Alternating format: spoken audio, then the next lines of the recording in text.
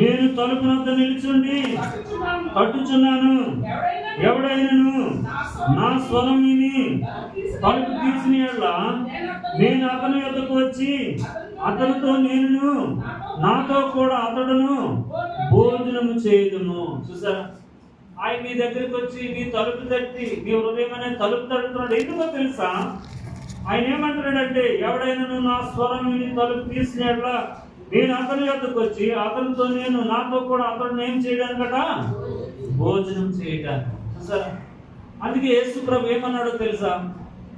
ఇది నా శరీరం, ఇది నా రక్తము, మనము భోజనం చేయదుమని చెప్పి ఆ యొక్క శరీరము ఆ యొక్క రక్తమును ఆయన చేతిలో పట్టి ఆశీర్వదించి ఆ శిష్యులకు ఇచ్చినట్లుగా మనం చూస్తాం.